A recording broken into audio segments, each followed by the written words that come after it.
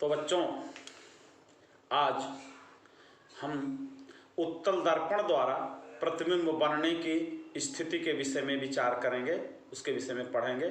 इसके पहले हम लोगों ने अवतल दर्पण से प्रतिबिंब के बनने की विधि पढ़ी थी। जैसा कि हम जानते हैं कि अवतल दर्पण के सारे पॉइंट्स जो होते हैं, जैसे ध्रुव, फोकस और वक्रता केंद्र, ये बाईं साइड में होते हैं, यानी उसके परावर्तक तल की ओर होते हैं।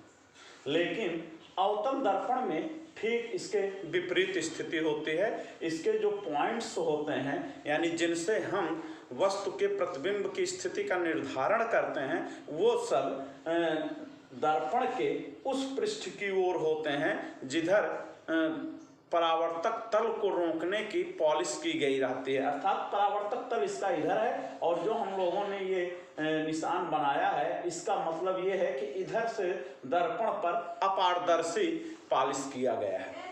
इसी कारण इस साइड से, इधर से परावर्तन इसमें होता है। तो हम यहाँ पे वस्तु को इस साइड में नहीं कर सकते, क्योंकि अगर हम इधर करेंगे तो इधर अपारदर्शी होने के कारण प्रतिबिंब बनने का कोई प्रश्न ही नहीं उठता। जैसे हम शीशे के पीछे से दृश्य अपना चेहरा देखें तो उसमें नहीं दिखाई देगा, वही स्थिति यहाँ पर है। तो हम देखेंगे कि उत्तल दर्पण से प्रतिबिंब बनने की केवल वस्तु की एक ही स्थिति होती है कि वो चाहे जहाँ रखी जाए। चाहे जहाँ का मतलब अब केवल एक ही बिंदु है, ये ध्रुव। अब यहाँ पे ना हमारे पास फोकस है, ना वक्रता केंद्र है, कोई बिंदु नहीं है, इसलिए हम इधर वस्तु रखने का या तो अनंत पर मान सकते हैं या तो ध्रुव पर मान सकते हैं।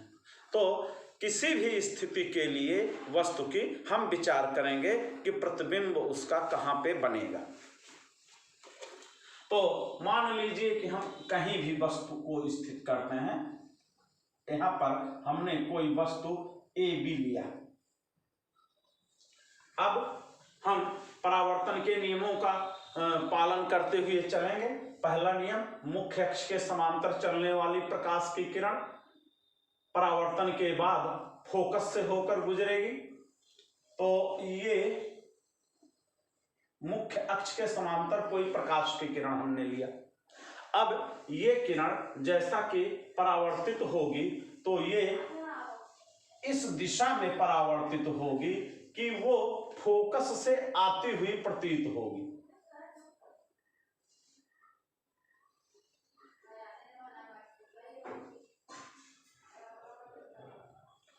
ये इसका परावर्तन हुआ। यहाँ पर ध्यान देने की बात है कि इस बिंदु पर परावर्तन की घटना हो रही है और किरण ऐसे निकल जा रही है। यहाँ पर हम जो डॉटेड रूप में किरण को दिखाते हैं, डॉट लाइन के रूप में, इसका मतलब ये आभास हो रहा है कि यह किरण जो यहाँ बी से चली वस्तु के और ये डी बिंदु पर इसका परावर्तन हुआ तो ये इस दिशा में निकल गई। तो यहाँ से जब हम देखेंगे तो वस्तु का जो परावर्तित किरण का भाग है वो हमें एफ से आता हुआ प्रतीत होगा। दूसरी केस लेते हैं, जो दर्पण के वक्रता केंद्र से होकर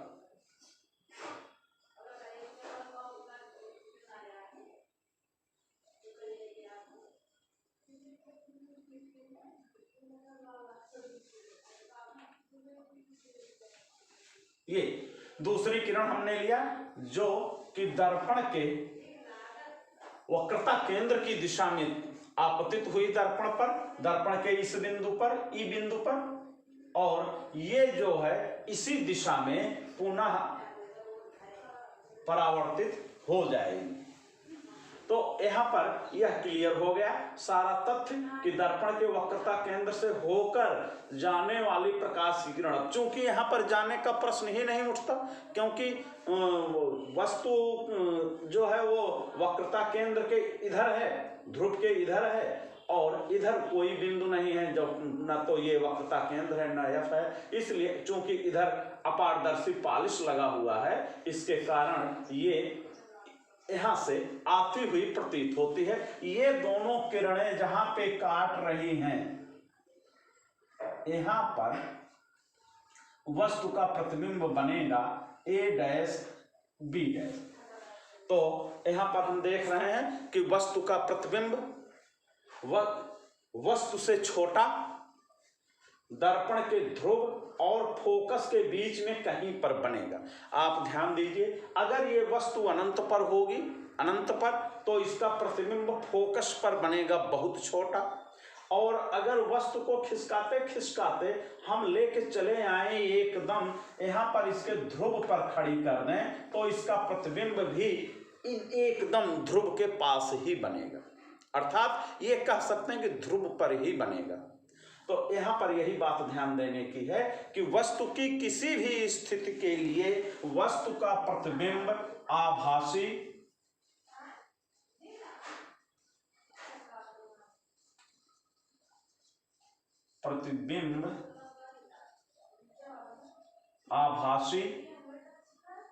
सीधा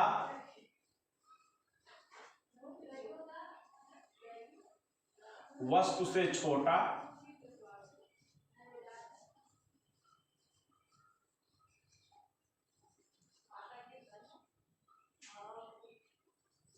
तथा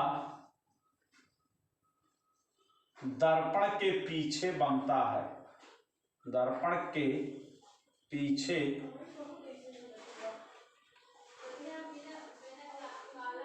ध्रुव तथा फोकस के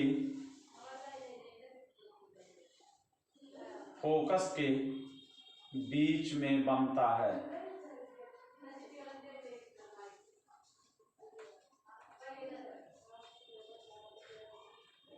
बीच में बनता है, ये स्थिति है। अब आप फिर ध्यान दीजिए कि वस्तु का प्रतिबिंब वस्तु से छोटा, आभासी, सीधा तथा दर्पण के पीछे उसके ध्रुव और फोकस के बीच में कहीं पर भी बनेगा। वो स्थिति ऐसी होती है कि अगर दर्पण से वस्तु बहुत दूर है, अनंत पर है, तो उसका प्रतिबिंब फोकस पर बन जाएगा, और अगर वस्तु दर्पण के एकदम करीब है अर्थात सटी हुई है, तो वस्तु का प्रतिबिंब ध्रुव पर ही बनेगा, अर्थात इसका प्रतिबिंब इसी ध्रुव और फोकस के बीच में चलता फिरता रहता है अगर हम वस्तु को दर्पण से दूर अथवा उसके पास लाते हैं। तो इस प्रकार ये हो गया वस्तु के दर्पण के द्वारा वस्तु के प्रतिबिंब बनने की स्थितियां। इसके ठीक विपरीत जो है अवतल दर्पण में होता है, जिसमें हम लोगों ने 6 स्थितियां पढ़ी थी कि अगर कोई वस्तु कहाँ कहाँ पे रखी जाए, अनंत पे रखी जाए और प्रकाशिक केंद्र वक्रता केंद्र और अनंत के बीच में हो, वक्रता केंद्र पर हो, फिर फोकस और वक्रता केंद्र के बीच में हो, फिर फोकस और ध्रुव के बीच में हो। इस प्रकार 6 स्थितियां उसमें मिलती थी, जबकि और उत्तल दर्पण में केवल एक ही स्थिति हमें प्राप्त होती है। कहीं कहीं किसी बुक में मेंशन कर देते हैं कि 2 स्थितियां बनती हैं, तो वो 2 स्थितियां एक ही स्थिति के रूप हैं, उसमें संदेह करने की आवश्यकता नहीं। इसके बाद अब हम चिन्ह परिपाटी पढ़ेंगे कि जो दर्पण से दूरियां नापी जाती हैं उनके नापने की चिन्ह परिपाटी क्या है।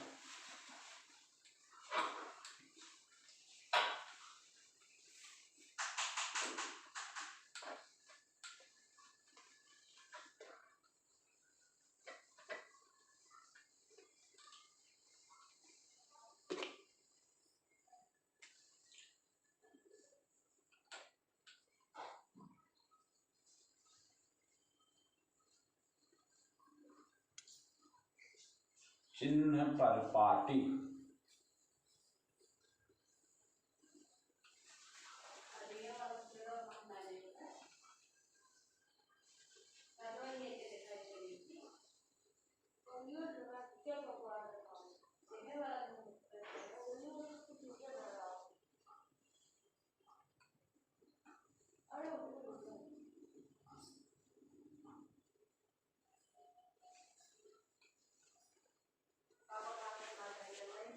ये हम जो निर्देशांक ज्यामिति में पढ़ते हैं उसके 2 लंबवत अक्ष हैं और इसके ये चारों चतुर्थांश हैं। अब यहाँ पे हम एक ऐसे अवतल दर्पण या उत्तल दर्पण की स्थिति पर विचार करेंगे जो कि इस अक्ष पे इस प्रकार रखा हुआ है। हम अवतल दर्पण के विषय में विचार करेंगे।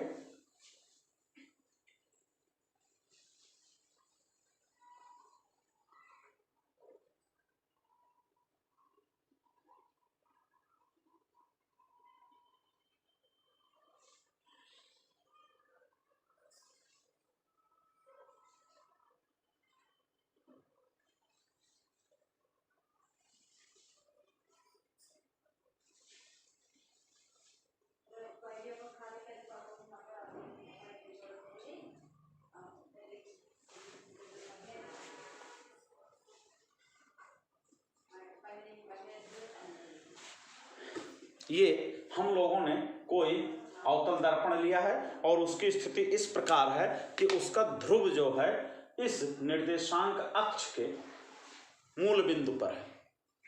तो जैसा कि हम निर्देशांक ज्यामिति में पढ़े हुए हैं, सारी दूरियां जो है मूल बिंदु से नापी जाती हैं।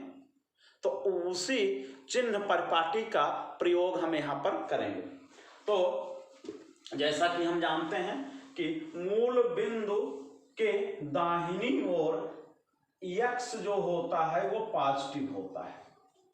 मूल बिंदु के दाहिनी ओर x जो है पॉजिटिव होता है, अर्थात मूल बिंदु के दाहिनी ओर की दूरियां सभी धनात्मक मानी जाएंगी और मूल बिंदु से ऊपर की ओर y जो है वो भी पॉजिटिव होता है।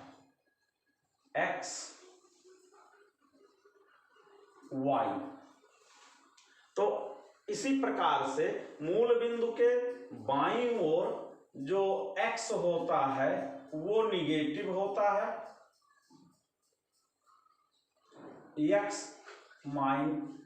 x जो है वो माइनस होगा और y जो है वो धनात्मक होगा। y धनात्मक क्योंकि ये मूल बिंदु से ऊपर की ओर है। इसी प्रकार मूल बिंदु से नीचे y जो है वो ऋणात्मक होगा। y ऋणात्मक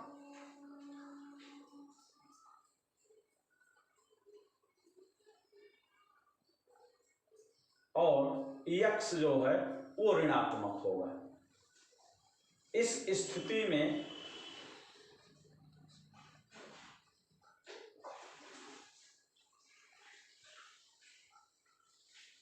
इसी प्रकार मूल बिंदु के नीचे y ऋणात्मक, मूल बिंदु के ऊपर y धनात्मक, मूल बिंदु के दाहिनी ओर x जो है धनात्मक और मूल बिंदु के बाईं ओर x जो होगा वो ऋणात्मक होगा।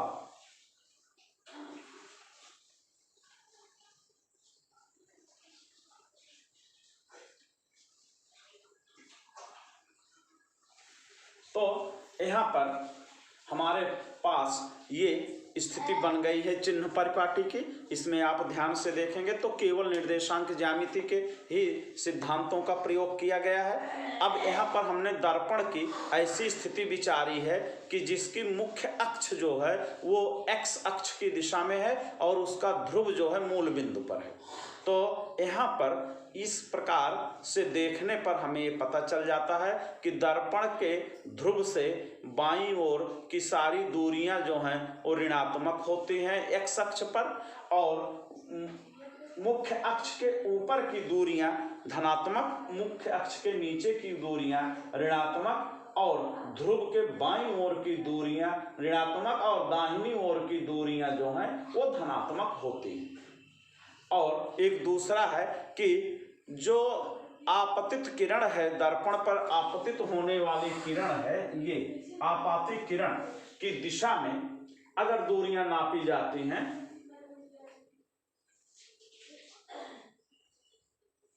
आपातित किरण की दिशा में अगर दूरियां नापी जाती हैं तो वो धनात्मक होती हैं और आपातित किरण की विपरीत दिशा में जो दूरियां नापी जाती हैं वो ऋणात्मक होती हैं। तो यहाँ पे ये स्पष्ट हो गई सारी बात कि कैसे हम इनकी दूरियों के लिए चिन्ह निर्धारित करेंगे। यही कारण है कि अवतल दर्पण की फोकस दूरी f ऋणात्मक होती है और अवतल दर्पण की वक्रता त्रिज्या भी ऋणात्मक होती है।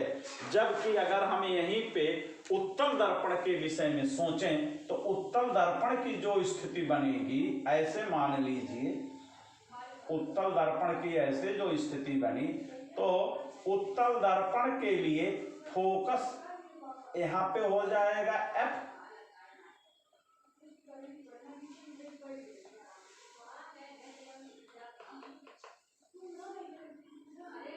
ये C, तो उत्तल दर्पण की ये उत्तल है और ये अवतल,